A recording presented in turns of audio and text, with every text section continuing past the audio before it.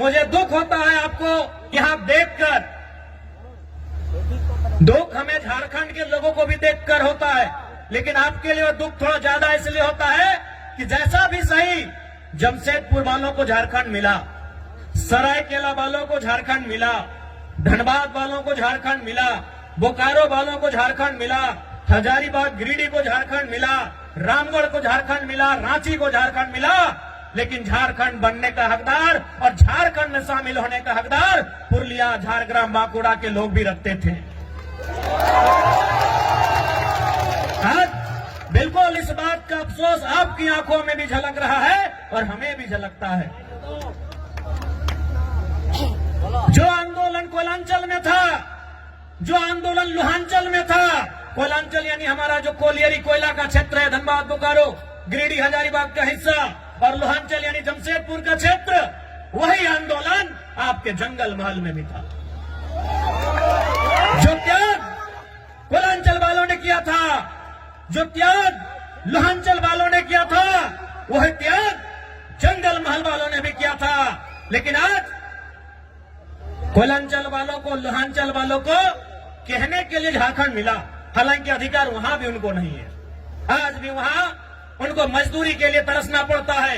उनकी जमीनों में कोयला, उनकी जमीनों में अभ्रक, उनकी जमीनों में लोहा, उनकी जमीनों में लगभग 80 प्रकार के मिनरल्स पाए गए हैं, लेकिन आज उन्हें नौकरी के लिए तरसना पड़ता है। लेकिन हाँ, उनके पास कहने के लिए है, हमारे काछे ए शब्द अच्छे कि हमरा झारखंड, हमरा पवाली झारखंड, लेकिन आपके पास वह भी कहने को नहीं है कि हमारे पूर्वजों ने, हमारे बाप दादा ने जो आंदोलन किया था, जो संघर्ष किया था, उसके बदले आप उस झारखंड का हिस्सा नहीं बन पाए।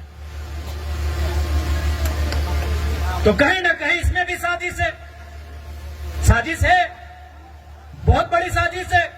तो इसलिए नई पीढ़ी को यह प्रण लेना होगा कि हमारे पूर्वजों ने आंदोलन को जहां लाकर छोड़ा है, वो विरासत जो हमें देकर गए हैं, उस विरासत को यहां से फिर से हमें लेकर जाना होगा। क्या आप तैयार हैं? कि जंगल महल की गलियों से एक आवाज आया है, जंगल महल की गलियों से एक आवाज आया है, उठो नौजवानों, फिर से इनकलाब आया। क्या आप तैयार हैं? और देखिए नौजवानों, मेरे भाइयों, हम जिस रास्ते में चलने जा रहे हैं, जो कार्य हम करने जा रहे हैं, मानते हैं आसान नहीं है, एक काज से सरल नहीं आछे, किंतु असंभव भी नहीं है। मानते हैं वो काम आसान नहीं है, वो काम सरल नहीं है, लेकिन वो असंभव भी नहीं है।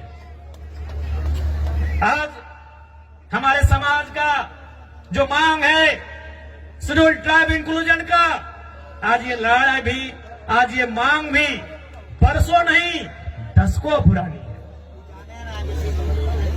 इसलिए एक बात हमेशा याद रखिए, आज चाहे सामाजिक आंदोलन हो या किसी प्रकार का आंदोलन हो, जो लोग अगुवाई कर रहे हैं, जो लोग लड़ रहे हैं, शायद वो कल नहीं होंगे, आज हम लोग भी कल नहीं होंगे, लेकिन आपका समाज, हमारा ये बृहद समाज जो हजारों लाखों साल पुरानी परंपरा और संस्कृति से परिपूर्ण है, वो समाज रहेगा।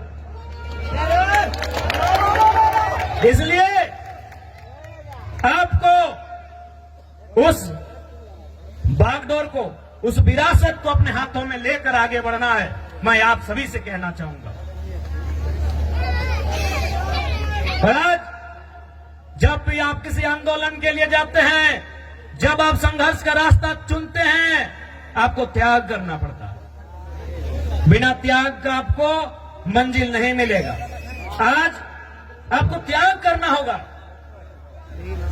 आप कहेंगे कि हमें भोग कर रास्ता भी चुनना है, हमें ऐसो आराम का भी रास्ता चुनना है, और हमें मंजिल की ओर भी जाना है, हमें अपने सपनों को भी साकार करना है, तो संभव नहीं, आपको त्याग करना होगा।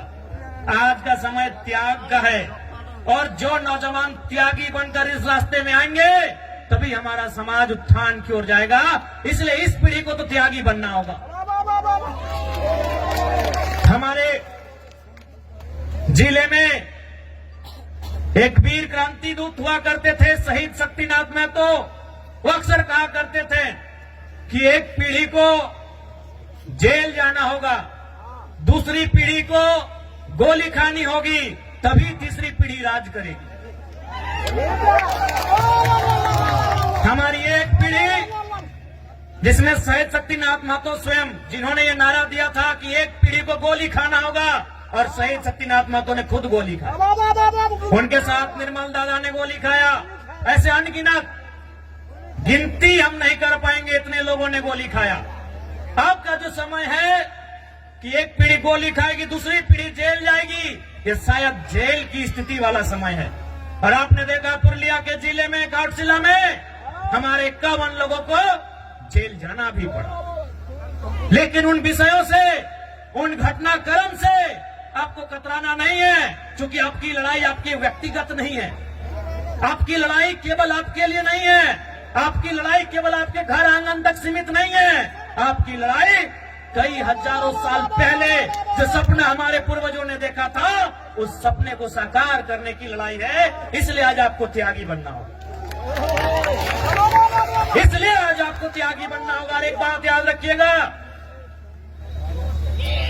जो संघर्ष को चुनते हैं वही सफलता के करीब जाते हैं। आज का समय संघर्षों का समय है मेरे भाइयों। जो भी पर्व हम लोग मनाते हैं उसका एक संदेश होता है। हमारे जो तो पर्व आछे, जो तो त्योहार आछे, ওদের ভিতর একটা মেসেজ আছে, সন্দেশ আছে কি আর মানে কি, এই কাজটা আমাদের পূর্বজ কি জন্য করেছে, এই কাজটা কেনে, এই বরদ খুঁটা কেনে, এই কাড়া খুঁটা কেনে, এই টুসু কেনে, এই করম কেনে, জিতিয়া পরব কেনে, এই কোনো না কোনো ওদের ভিতরে একটা মেসেজ আছে। তো বরদ খুঁটার মানে কি সবাই জানি कि আমরা चासा लोग माने की न सावन महीना का जो समय होता है हम वो खेती बाड़ी करते हैं, धान लगाते हैं, हार जोतते हैं। इधर भी वही टाइम होता है ना। अब मार्च में नहीं ना करते हैं, मैं 2-4 खेत देखे थे मार्च तरफ। यानी हम सावन महीना, जिसे हम लोग अंग्रेजी के कैलेंडर में जुलाई अगस्त के आसपास कहेंगे, यानी उस समय हम क्या करते हैं, हल चलाते हैं और खेत में धान लगाते हैं, और मूल हमारा संबंध धान से। उसके बाद का जो समय होता है सितंबर आधा, अक्टूबर पूरा और थोड़ा सा नवंबर, यानी 1.5-2 महीना क्या होता है कि हमारा जो बरद है, काड़ा है, उसको रिलैक्स हो जाता है। तो भाई रिलैक्स हो जाता है तो उसको हम लोग क्या करते हैं, इस त्योहार में उसको पहले तेल लगाते हैं। हमरा की करी वाके तेल मखाए कहे ना, तेल किसको मखाया जाता है, लगाया जाता है, जो थका हारा होता है। आज के यदि हमारे घरे यदि बाड़ी कोनो पहुना आसे, कोनो कुटुंब आसे, तो हम उनको क्या करते हैं कि बैठिए थोड़ा तेल लगा देते हैं, भाई आप बहुत दूर थक के आए हैं। तो तेल किसको लगाया जाता है, जो थका होता है। तो हमारा जो बरद है, काड़ा है, ये सावन महीना में इसको जोतते नाड़ते ये थोड़ा थका है। अब इसको तेल लगा के बोल रहे भाई थोड़ा सा तुम अब तंदुरुस्त हो जाओ, तुम थोड़ा सा फिट फाट हो जाओ। कहे ना, फिर अब आ रहा है कार्तिक और अगन का महीना कि धान काटना है और फिर तुमको काड़ा गाड़ी में लोड करके घर पहुंचाना है। अब धान काटने के बाद फिर बरद गाड़ी में लोड करके घर भी पहुंचाना है और माड़ा भी गुराना है, धान खिजाना भी है। तो इसीलिए इसको तेल लगाते हैं कि तुम अब या तुमको फिर से तैयार हो जाओ। यही हमें एटाई ना जिज्ञासा करছি कि भाई कोनो ना कोनो আমাদের त्योहार আমাদের परब मैसेज আছে। तो मैसेज की ना, हम आपको तेल लगा दिया फिटफाट, और अभी खूंटा भी कहे कि उसको गुस्सा दिला रहे हैं कि भाई तुम और गुस्सा हो जाओ, तुम ही रागे, तुम ही रिझे। कहे ना, इसी गुस्सा के साथ मेरा खेत से धान उठाना, हम लोग का खेत भाई सबका आधा खेत, आसान नहीं है। कुड़मीर खेत से धान उठा के लाना आसान है कि?